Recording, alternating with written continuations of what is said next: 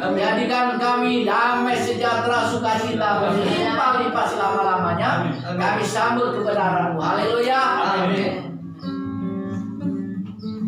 Salam. Sekali lagi saya katakan salam. Salam damai sejahtera bersama Tuhan Yesus Kristus. Pada pagi hari ini pemirsa, kami ibadah online terus bersama pemirsa. Pada pagi hari ini bersama ministry pelayanan mimbar salib. Nah, pada pagi hari ini pemirsa, kami ingin menyampaikan firman Tuhan yang beberapa minggu yang lalu sudah kami tulis di dalam FB kami, bahwa tunduk dan patuh kepada pemerintah. Ya, di sini apa ada ayatnya atau pasalnya? Ada, pemirsa. Mari kita pelajari langsung yang terdapat pada Alkitab. Kita buka bersama-sama Roma pasal 13, pemirsa. Roma pasal 13 yang berhubungan dengan patuh terhadap pemerintah. Kita bahas mulai ayat yang pertama, takluk pada pemerintah. Roma 13 ayat yang pertama, mari kita simak bersama-sama. 1, 2, 3. Kepatuhan kepada pemerintah. Tiap-tiap orang harus takluk kepada pemerintah yang di atasnya, sebab tidak ada pemerintah yang tidak berasal dari Allah, dan pemerintah-pemerintah yang ada ditetapkan oleh Allah. Inilah bagian daripada ayat yang mengatakan tunduk dan patuh kepada pemerintah. Jadi dijelaskan di sini pemerintah berasal dari Allah, dan pemerintah di sini ya dibuat oleh Allah itu sendiri. Dengan demikian, barang siapa yang patuh terhadap Allah, taat kepada pemerintah. Barang siapa yang taat kepada pemerintah juga sama dengan taat kepada Allah. Seringkali di sini orang Kristen taat kepada Tuhan, taat kepada Allah, tapi kenyataannya tidak mau mematuhi peraturan pemerintah. Ya, ketika ada pandemi seperti ini, ya ayo jangan ngumpul, nggak ngumpul. Ya, ayo pakai masker. Ya, tidak ada yang pakai masker. Jadi ini adalah satu bagian daripada ketaatan dan kepatuhan terhadap pemerintah. Karena apa? Di sini pemerintah yang jelas mempunyai aturan dan peraturan yang berasal dari Allah itu sendiri dan untuk kebaikan kita. Nah, dengan demikian pemirsa, mari kita ya ikuti ibadah saat ini. Gereja umat Kristen masih harus online. Tidak perlu ngumpul di gereja, tidak harus ke gereja. Nah, yang berikut, yang kedua, yang pertama tadi takluk pada pemerintah. Ya, di sini yang terdapat pada kitab Roma pasal 13 ayat yang pertama. Kemudian yang berikut bagian takluk kepada pemerintah. Di sini bagian B, melawan pemerintah berarti melawan Allah. Kita lihat Roma pasal 13 ayat 2. Mari kita baca bersama-sama. Sebab itu barang siapa melawan pemerintah, ia melawan ketetapan Allah, dan barang siapa melawannya akan mendatangkan hukuman atas dirinya. Jadi kalau melawan pemerintah sama dengan melawan Allah. Kalau tidak taat terhadap peraturan pemerintah sama dengan tidak taat dengan Allah itu sendiri. Nah, oleh sebab itu mari kita renungkan, mari kita pikirkan hal ini, mari kita sadari, mari kita betul-betul di sini ya mentaati aturan dan peraturan, ya perintah dan pemerintahan yang ada di negeri kita Indonesia ini. Biasa, ya di sini kalau kita melawan pemerintah maka akan mendapatkan apa? Hukuman. Jadi hukuman apa? Ya hukum negara. tinggal apa yang menjadi kesalahan kita berada pada pasal dan ayat-ayat undang-undang. Nah, demikian pemirsa, maka kita harus tunduk dan taat. Bagian yang ketiga C, yaitu pemerintah hamba Allah, dijelaskan di sini. Ya, jadi kalau kita harus tunduk dan taat, ya patuh pada pemerintah, karena pemerintah sendiri adalah wakil Allah. Amin. Ya, hamba Allah. Jadi pemerintah itu mewakili Allah dan sebagai hamba Allah. Mari kita baca yang terdapat pada Roma 13 ayat yang keempat kelanjutannya ya. Di sini dijelaskan bahwa karena pemerintah adalah hamba Allah untuk kebaikan, tetapi engkau berbuat ya. Kita ulang ya, karena pemerintah adalah hamba Allah untuk kebaikan. Tetapi jika engkau berbuat jahat, takutlah akan dia, karena tidak percuma pemerintah menyangka. Nah, pemerintah adalah hamba Allah untuk membalaskan murka Allah atas mereka yang berbuat jahat. Nah, jadi di sini, saudara-saudara, pemerintah adalah hamba Allah, mewakili kita ini, mewakili, melayani kita. Ya, karena pemerintahan dibuat ini untuk menjadi pelayan ya rakyat, menjadi pelayan umat ya yang bernegara di negara kita yaitu Indonesia ini dan negara-negara yang lainnya. Jadi pemerintahan dibuat di sini menjadi wakil Allah untuk melayani sarana dan prasarana yang ada di dalam negeri kita ini sesuai dengan sarana dan prasarana, aturan dan peraturan dan perundang-undangan. Seperti misalnya di sini kita pelayanan tentang ya pernikahan, kita ke catatan sipil, keagamaan, KUA dan lain sebagainya. Ya, kemudian pelayanan di bidang-bidang sosial, ya, pelayanan di perbankan dan pelayanan di berbagai-bagai usaha ya di sini seperti ya kependudukan, membuat SIM, membuat sertifikat atau sertifikasi dan lain sebagainya, itu adalah pelayanan. Dan mereka dengan tekun, dengan sabar, dengan sungguh-sungguh melayani kita untuk membuatkan apa yang menjadi kebutuhan hidup kita. Nah, oleh sebab itu mereka adalah pemerintah melayani kita. Ya, pemerintah wakil Allah atau hamba Allah yang melayani kita. Dengan demikian patut kita hormati dan kita hargai. Patut di sini yaitu kita puji karena mereka adalah sebagai hamba Allah dan wakil Allah.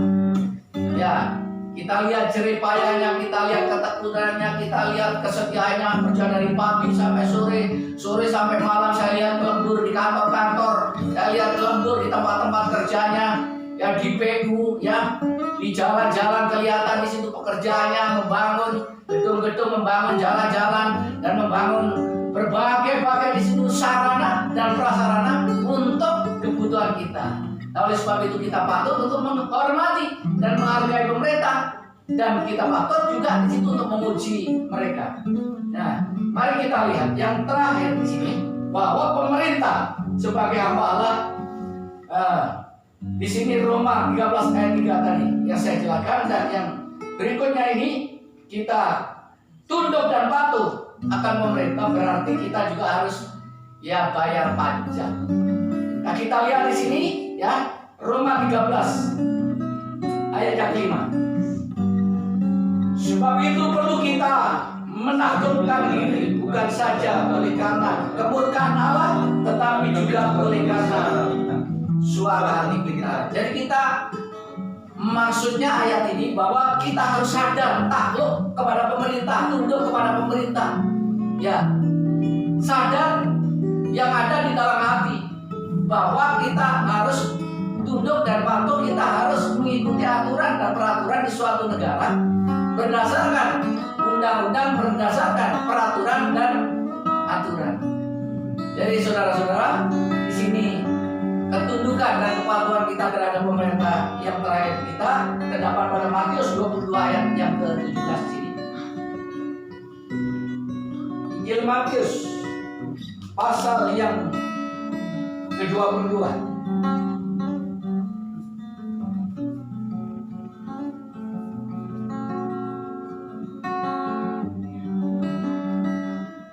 Nah, Matius 22 ayat yang ke-17 ini, katakan kepada kami, ya mari kita lihat, katakanlah kepada kami pendapat apakah diperbolehkan membayar pajak kepada kaisar atau tidak.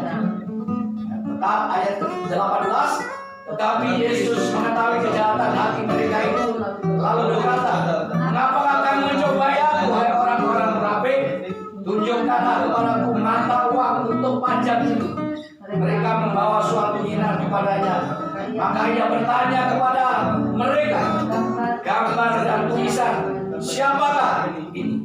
Jawab mereka, gambar dan tulisan kaisar. Lalu kata Yesus kepada mereka, berikanlah kepada kaisar apa yang wajib kamu berikan kepada kaisar. Berikan kepada Allah apa yang menjadi milik Allah. Nah, itulah sebabnya ya kita harus membayar pajak bumi bangunan. Ya, kalau ada di situ pemberitahuan pajak kita bayar. Kalau belum ada ya kita di sini ya tempo, tapi berupaya terus ya untuk bisa membayarnya. Kemudian motor juga ada pajak. Kalau di luar mungkin negara-negara yang lain sudah membebaskan pajak motor, tetapi untuk di negara kita masih ya kita ikuti, namanya peraturan yang ada di negara kita. Kita nggak boleh bangkang, nggak boleh memberontak. Nah, seperti pajak ya, misalnya usaha-usaha atau perusahaan-perusahaan ada pajak pribadi, ya ada pajak itu dari hasil ya keuntungan dan lain sebagainya. Ya kita bayar misal. Di sini juga dijelaskan pada ayat yang lain dan pasal yang lain, yaitu Lukas ini pasal 20 ayat yang ke-25.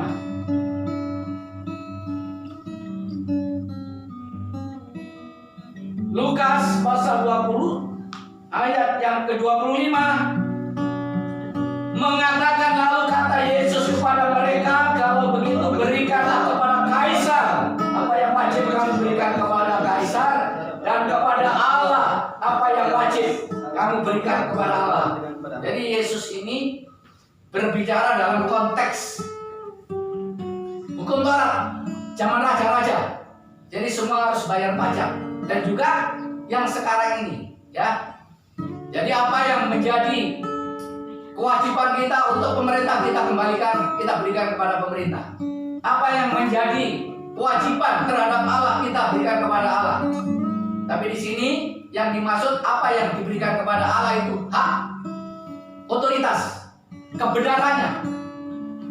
Jadi yang diberikan kepada Allah yaitu Allah di sini mempunyai kebenaran, mempunyai aturan dan peraturan, yaitu tentang kekudusannya. Kekudusannya hanya milik Allah, tidak ada milik manusia.